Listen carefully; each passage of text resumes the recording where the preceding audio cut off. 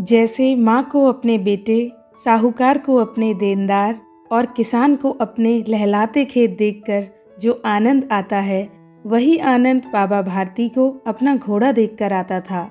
भगवत भजन से जो समय बचता, वह घोड़े को अर्पण हो जाता। यह घोड़ा बहुत ही सुंदर था, बड़ा ही बलवान था।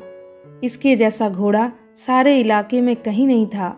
बाबा भारती उसे सुल्तान कहकर पुकारते, अपने हाथ से खुद दाना खिलाते और देख रेख कर प्रसन्न होते थे। ऐसी लगन, ऐसे प्यार, ऐसे स्नेह से कोई सच्चा प्रेमी अपने प्यारे को भी ना चाहता होगा।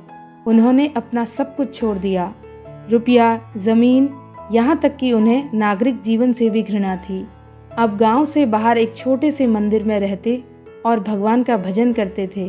परंतु सुल्तान से बिछुड़ने की वेदना उनके लिए असह्य थी। मैं इसके बिना नहीं रह सकूंगा। उन्हें ऐसी भ्रांति सी हो गई थी। वह उसकी चाल पर लट्टू थे। कहते, ऐसा चलता है जैसे मोर घन घटा को देखकर नाच रहा हो। गांवों के लोग इस प्रेम को देखकर चकित थे, परंतु बाबा भारती को इसकी परवाह न थी। जब तक संध्या समय सुल्तान पर चढ़कर 8-10 मील का चक्कर न लगा लेते, उन्हें चैन न आता। खड़क सिंह इस इलाके का प्रसिद्ध डाकू था। लोग उसका नाम सुनकर कांपते थे। होते होते सुल्तान की कीर्ति उसके कानों तक भी पहुंच गई। उसका हृदय उसे देखने के लिए अधीर हो उठा। वह एक दिन दोपहर के समय बाबा भारती के पास पहुंचा और नमस्कार करके बैठ गया। बाबा भारती ने पूछा, खड़क सिंह, क्या हाल है? खड़क सिंह ने सर झुकाकर उत्तर दिया, आपकी दया है। कहो, इधर कैसे आ गए? सुल्तान की चाह खींच लाई। विचित्र जानवर है, देखोगे तो प्रसन्न हो जाओगे। मैंने भी बड़ी प्रशंसा सुनी है। उसकी चाल तुम्हारा मन मोह लेगी। कहते हैं देखने में भी बड़ा सुंदर है। क्या कहना, जो उसे एक बार देख लेता है, उसके हृदय पर उसकी छवि अंकित हो जाती है। बहुत दिनों से अभिलाषा थी, आज उपस्थित हो सका हूँ। बाबा और खड़क सिंह दोनों अस्तबल में पहुंचे। बाबा ने घोड़ा दिखाया घमंड से। खड़क सिंह ने घोड़ा देखा आश्चर्य से। उसने न जाने कितने घोड़े देखे थे, परंतु ऐसा घोड़ा उसकी आंखों से कभी न गुजरा था। सोचने लगा, भाग्य की बात है, ऐसा घोड़ा खड़क सिंह के पास होना चाहिए था। इस साधु को ऐसी चीजों से क्या लाभ? कुछ देर तक आश्चर्य से चुपचाप खड़ा रहा। इसके पश्चात हृदय में हलचल होने लगी। बालकों की सी अधीरता से बोला, परंतु बाबा जी, इसकी चाल ना देखी तो क्या देखा? बाबा जी भी मनुष्य ही थे। अपनी वस्तु की प्रशंसा दूसरों के मुख से सुनने के लिए उनका हृदय भी अधीर हो गया था। घोड़े को खोलकर बाहर लाए और उसकी पीठ पर हाथ फेरने लगे। एकाएक उचक कर सवार हो गए। घोड़ा वायु वेग से उड़ने लगा। उसकी चाल देखकर खड़क सिंह के हृदय पर सांप लौट गया। वह डाकू था और उसे जो वस्तु पसंद आ जाए उस पर अपना अधिकार समझता था। उसके पास बाहुबल था और आदमी थे। जाते जाते उसने कहा, बाबा जी, मैं यह घोड़ा आपके पास न रहने दूंगा। बाबा भारती डर गए। अब उन्हें रात को नींद न आती थी। सारी रात अस्तबल की रखवाली में कटने लगी। प्रति क्षण खड़क सिंह का भय लगा रहता था, परंतु कई मास बीत गए और वह न आया। यहाँ तक कि बाबा भारती भी कुछ लापरवाह हो गए। एक दिन संध्या का समय था। बाबा भारती सुल्तान की पीठ पर सवार होकर कहीं घूमने जा रहे थे। इस समय उनकी आंखों में चमक थी, मुख पर प्रसन्नता। कभी घोड़े के शरीर को देखते, कभी रंग को, और मन में फूले ना समाते थे। सहसा एक ओर से आवाज आई, ओ बाबा, इस कंगले की भी बात सुनते जाना।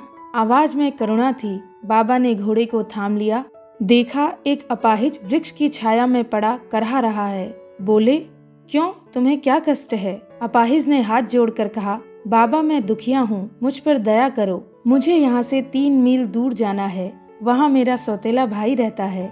बाबा भारती ने घोड़े से उतरकर अपाहिज को घोड़े पर सवार किया और स्वयं उसकी लगाम पकड़कर धीरे धीरे चलने लगे। सहसा उन्हें एक झटका सा लगा और लगाम हाथ से छूट गई। उनके आश्चर्य का ठिकाना न रहा जब उन्होंने देखा कि अपाहिज घोड़े की पीठ पर तन कर बैठा और घोड़े को दौड़ाए लिए जा रहा था। उनके मुख से भय, विस्मय और निराशा से मिली हुई चीख निकल गई।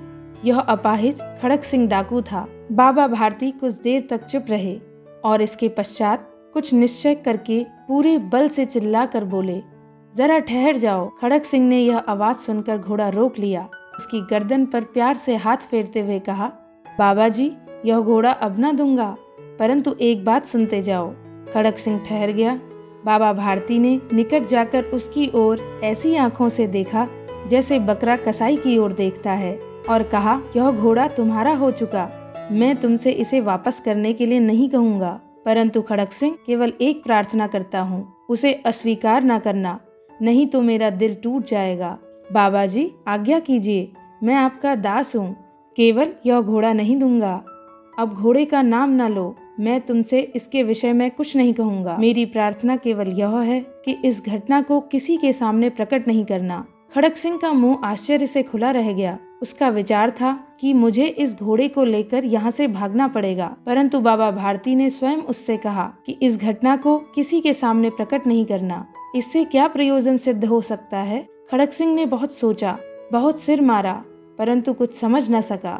हार कर उसने अपनी आंखें बाबा भारती के मुख पर गड़ा दी और पूछा, बाबा जी, इसमें आपको क्या डर है? सुनकर बाबा भारती ने उत्तर दिया, लोगों को यदि इस घटना का पता लग गया तो वे किसी गरीब पर विश्वास नहीं करेंगे। और यह कहते कहते उन्होंने सुल्तान की ओर से इस तरह मुंह मोड़ लिया जैसे उनका उससे कभी कोई संबंध ही ना था। बाबा भारती चले गए, परंतु उनके शब्द खड़क सिंह के कानों में उसी प्रकार गूंज रहे थे। सोचता था, कैसे उच्च विचार हैं, कैसा पवित्र भाव है। उन्हें इस घोड़े से प्रेम था। कहते थे, इसके बिना मैं रह नहीं सकूंगा।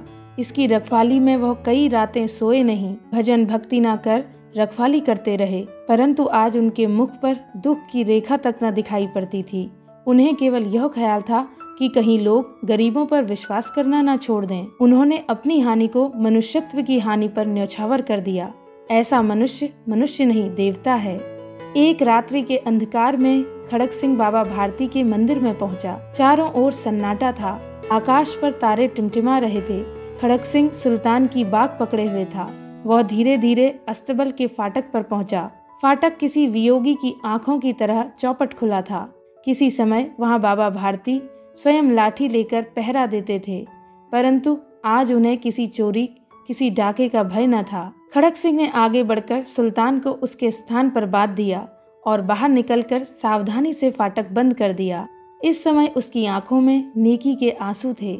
अंधकार में रात्रि ने तीसरा पहर समाप्त किया और चौथा पहर आरंभ होते ही बाबा भारती ने अपनी कुटिया से बाहर निकल ठंडे जल से स्नान किया। उसके पश्चात इस प्रकार जैसे कोई स्वप्न में चल रहा हो, उनके पांव अस्तबल की ओर मुड़े, परंतु फाटक पर पहुंचकर उनको अपनी भूल प्रतीत हुई। वह वहीं रुक गए। घोड़े ने अपने स्वामी के पांवों की आवाज को पहचान लिया और जोर से हिनहिनाया। बाबा भारती दौड़ते हुए अंदर गए और अपने घोड़े के गले से लिपटकर रोने लगे। बार बार उसकी पीठ पर हाथ फेरते, बार बार उसके मुंह पर थपकियां देते और कहते, अब कोई गरीबों की सहायता से मुंह न मोड़ेगा। थोड़ी देर के बाद जब वह अस्तबल से बाहर निकले तो उनकी आंखों से आंसू बह रहे थे। ये आंसू उसी भूमि पर ठीक उसी जगह पर गिर रहे थे। दोनों के आंसुओं का उसी भूमि की मिट्टी पर परस्पर मिलाप हो गया।